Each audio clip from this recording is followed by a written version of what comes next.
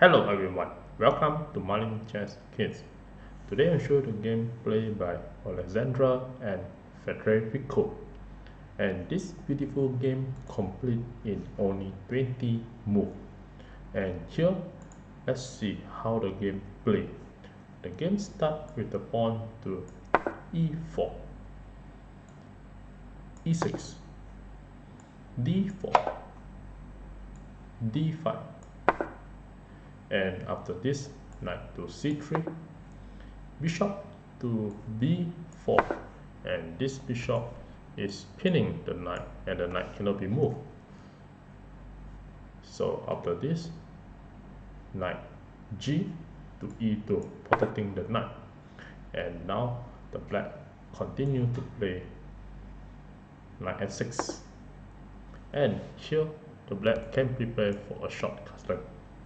After this, a3 was played and this pawn trying to attack the bishop. And now the bishop back to e7.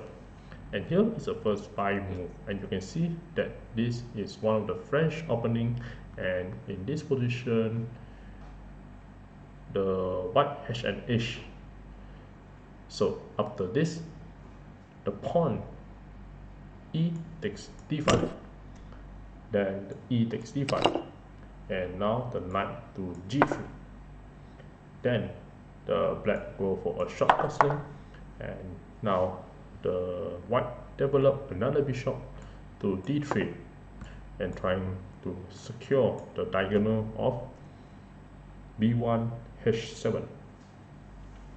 Then rook to e8 and preparing for an open check with the bishop. And after this, the white just go for a short castling as well. And this is equal position with this move. And after this, the black just continue to develop the knight to c6. And here, the white just play bishop to f5, trying to go for the exchange. And after this, h6 was played. And here is the first 10 move, and you can see that the position still is equal for both sides. So after this, bishop to f4 was played, trying to go for attack and control the diagonal. Then bishop d6 was played, trying to go for bishop exchange. And here the queen just moved to d2, protecting the bishop. Another suggestion that the white can play is to use the bishop and capture the bishop and go for exchange, and after rook capture it will just remain an equal game for both sides. So bishop capture and rook capture, then you just push the queen to d2 and allow the rook to come out into the action. So in this game, queen d2 was played, and after this, the black just use the bishop takes f5. After capture, then the knight capture. So this knight have many activities, such as you can capture this 2 pawn attacking, and with another bishop attack the pawn. And after this position, the knight just go to e4, and this knight is attacking the knight and also the queen as well. So here the knight just capture the knight, and here you can just use the bishop and capture the bishop at f4, and this bishop is attacking the queen. So this will force the queen to capture back.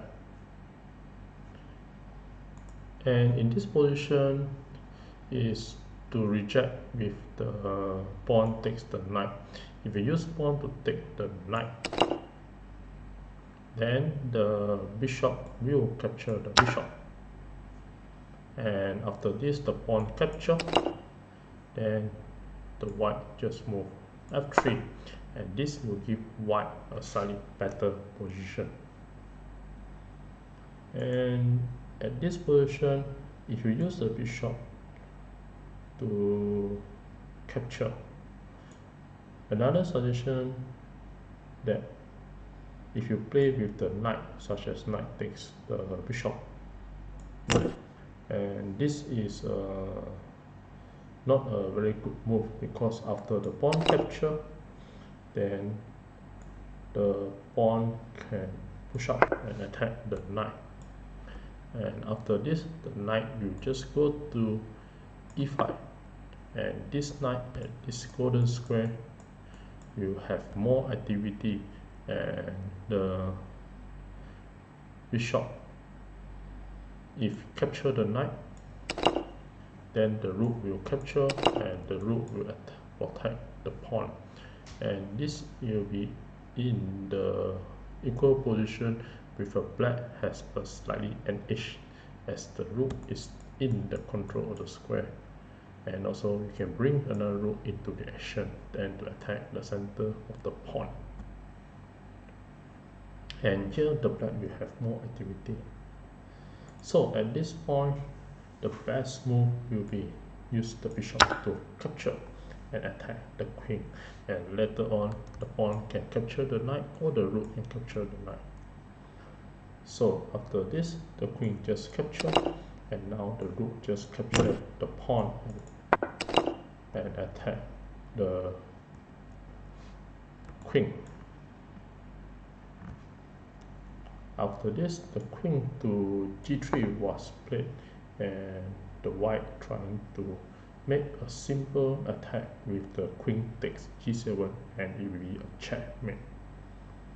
So the black just bring the queen to prevent the checkmate at g7, and here the black has the initiative, such as attacking the knight, and also the queen can attack the pawn at d4 with the knight attack the d4 as well. So here the black has more initiative and the pieces are more active to play on the board. So after this, knight to e3, and here the black is able to capture the pawn and is winning a pawn ahead in this game.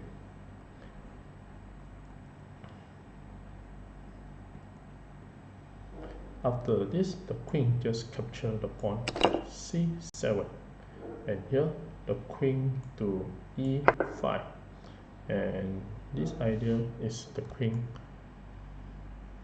trying to attack the queen to go for the action, and if the queen just capture, then the rook can just capture it back, or you can just use the knight to check first and the king go inside, then you use the rook to capture, and this will be the equal game. And in this game, the white do not want to go for exchange. Instead, the queen capture the b7 pawn, and this is a tactical blunder that the white made, and after this move the black win and mate in 3. I give a couple of seconds to figure out how the continuation of the black play and mate in 3.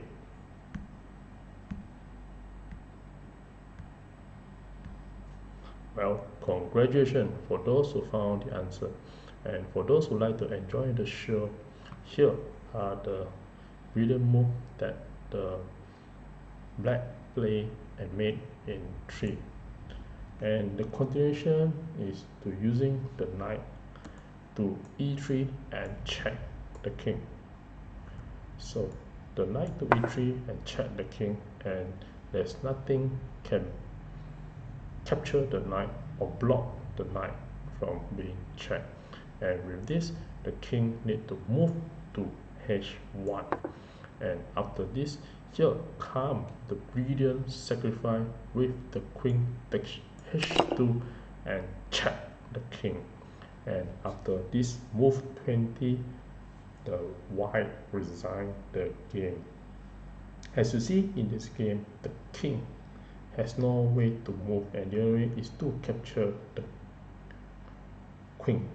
And if the game to continue, the king need to capture the queen, and now you have the rook to h4 and check the king. And again, the knight is controlled, the g1 and the g3 square, and this typical idea represent such as the back rank checkmate, or in this case the board can be turned and called like the h file checkmate. And with this, the rook goes to h4 and it will be a checkmate. And with this, thank you.